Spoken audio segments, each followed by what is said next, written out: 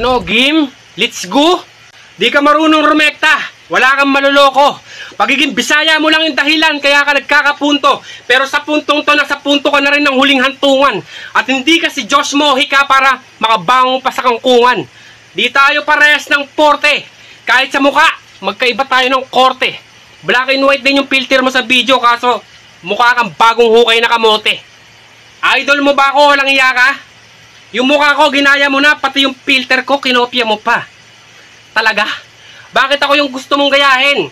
Proud na proud ka pang magkamukha tayo. Gago, alam mo bang insulto yun sa akin? Yan si Jewel. Yung mukhang broken pero may love life. Mukha daw kasi siyang biga kaya kumuha ng housewife. Nax!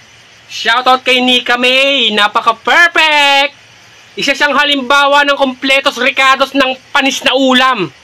Gago, pero sa totoo lang, mukha siyang manika. Mukha siyang manika ng mangkukulam.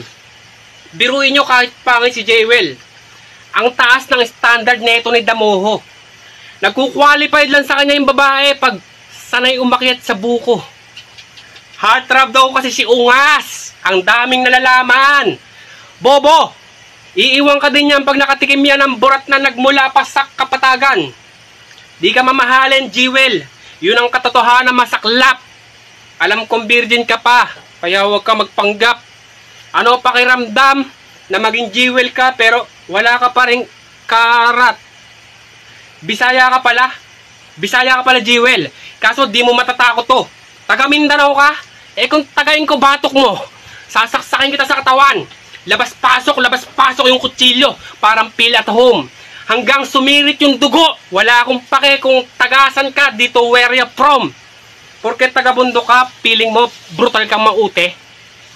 Ulol, mukha kang ligaw na titi sa masukal na puke. Marami tong tropa. Ang aangas pag sabay-sabay sila naghubad. Ang lalakas ng sex appeal, lalo na sa mga bulag. May grupo to, M-side pila, samahan ng mga duwag.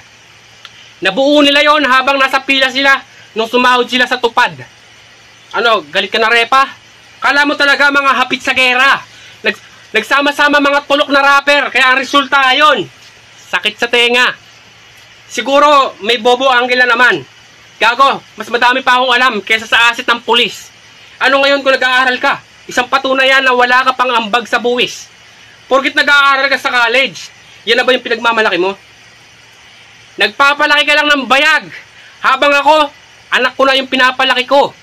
Kung aanggal ka sa laban ko sa live, wag na iho.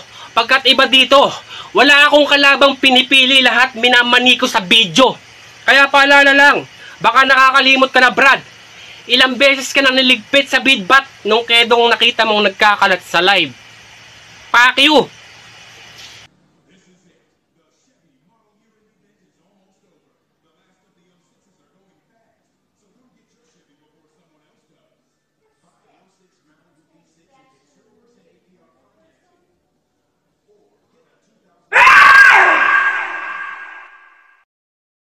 Unang ikot ng tour na, pinatay ko yung batas na pulpul na inihain. Tas ngayon sa pangalawa, awit, adik yung ibibigay nyo sa akin. Kupal to si Kedo kaso nahulaan ko ang takbo ng kanyang utak. Yung karir niya palihimang tulak kasi kita naman sa lakad makupad. Lahat daw ng itapat at isasalang ay handang-handa na niyang durugin. Lalo na pag kulay puti na daw ang ilalagay doon sa tuter. Yung sinabi ni Sheena na parang magkapareho tayo, alam kong iaanggil mo yan ako. Na ikaw mas original at carbon copy lang ako. Pero alam mo yan Kedo, di naman talaga tayo magkapareho kasi sa ating dalawa mas malakas kang magbato. Walang double meaning yun gago. At mahilig pa tumanghamak sa mga taong sa pag-aaral na gawang makatagos na kesyo. Dagdag lang daw sa may mga diploma ang palamunin na kuway sus. Ngunit sa kadabanggit mo, halatado ka na boss. Lumalabas ang yung inggit kasi sa pag-aaral di ka nakapagtapos sa tuong magulang. Kaya sa laban, naging magulang ang napili niyang anyo. Gusto niya maikli oras ng handaan, parang fast food na McDo. Di porkit humingi ng palugit, tatawagin mong bano. Lahat tayo makakaintindi ng salitang busy, pwera lang sa siguristang kalaro. Alam mo ang totoo nun kung ba't kita inatrasan. Hindi sa takot ako kundi may problema na pasan. Pero wala nang paliwanagan kasi sa battle di daw pwedeng magdahilan. Lahat naman talaga may mapagdadaanan. Nakisa ka dun kaya malabo mong matanggihan. Oo, tinalo mo ako nung una nating tagpo, pero lumaban din ng patas. Sadyang dinaya lang ako, todo ang pagkakabisa para makasabay sa'yo. Tapos ikaw wastang guro, binasahan mo lang ako. Totoo yung sabi ni Drian na nagbabasa tong si Tanda. May apyang maganda at nasasanay na siya kaya di halata. Ano, itatanggi mo kasi walang pruweba sa video. Ulol, bakit nung live battle mo na choka iho? Basic yung kalaban, parang simple ABC. Isang basurang nakakahanay dito sa mga living things. Tanging rason kung bakit tinalo ka ni DRD. Sa bugbugan, lugi naman talaga ng King Kong ang isang chimpanzee. Alam kong di ka sang-ayon sa laban namin ni RA kasi mas malakas daw kanyang baon. Suskedo, dami mong arte. Ano pa bang patunayan ko para maniwala ka sa aking pagkapanalo? Ulol, kung talo ako doon, ba't ako yung binoto ng hurado? Galingan mong mandamay para makita nilang perpekto ka. Kaya lang to puro puna para pagtakpan depekto niya. Puro papaninita sa estilo na dala ng iba. Pero lahat yan matitigil na kapag natalo na kita. Oo, pinatay mo ako nun. Labis mo yung kinatutuwa. Kaso di ko tanggap yun, kaya ako'y nagluluksa. Ngayon ako'y bumabalik para lang nasingilin ka. Kaya paano mo ako mapapatay ulit kung ganap na akong kaluluwa? Ito na ba yung champion? Sige lang iyabang.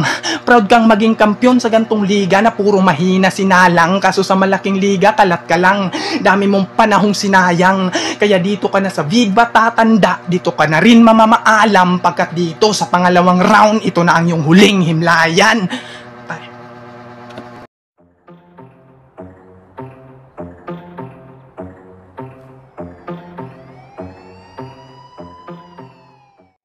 Yo, this is Big Mac once again. Base sa napanood ko sa laban ni Kedo at J-Will, pareha sila magaling. Pareha sila may tira sa isa't isa. Pero magkakasabi ko nga, hindi naman pwedeng manalo yung dalawa. Kaya putang ina, isa lang ang pipiliin ko. Nagbase na lang ako kung sino yung pinakahalimaw at sino yung pinakamabigat na bara. Hindi ko na patatagalin. Putang ina, Kedo, congrats sa'yo. Move ka sa semifinals.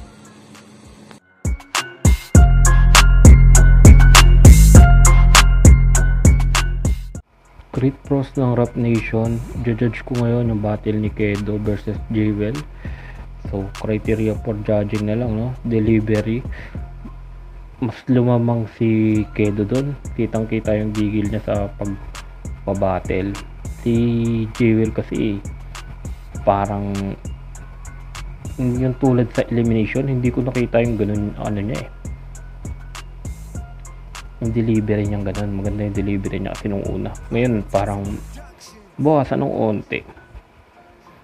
Sa creativity, binigay ko rin kay Kedo yun. Props kay Jewel. So yun, para sa akin si Kedo panalo.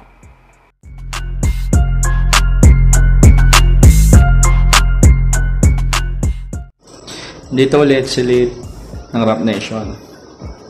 Kedo versus Jewel. Kay Jewel, na gandaan ako sa mga linya niya, sa mga pang-insulto niya rin, ano. Maganda yung mga banatan niya. Gustuhan ko yun. Tapos si kay Kedo, lumamang lang siya sa flow. Tapos yung mga kwela niyang lines, pati mga pang-insulto rin, pasok na pasok rin. Kaya ang boto ko rito, Kedo. Gratis. Salamat.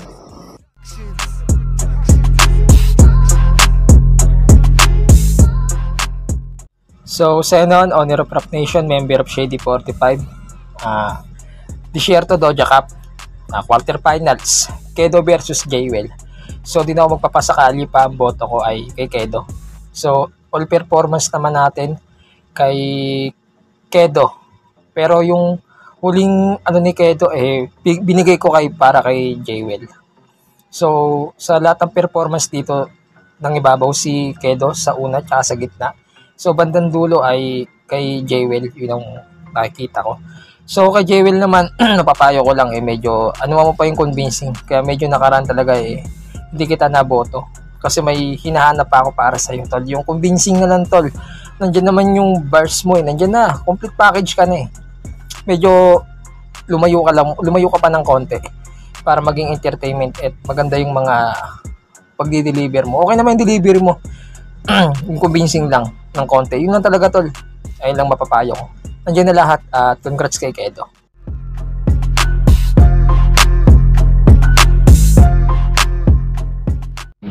Yo, andan, sa laban nila Kedo at saka nila Jewel, pares ng malakas, pero may lumamang lang na konti. Para sa akin si Kedo yun. Magaling yung pinakita ni Jewel dito, pero mas malakas talaga si Kedo, even though nagsa-stutter siya ng konti. Kedo ako dito. Prophetess of Productions.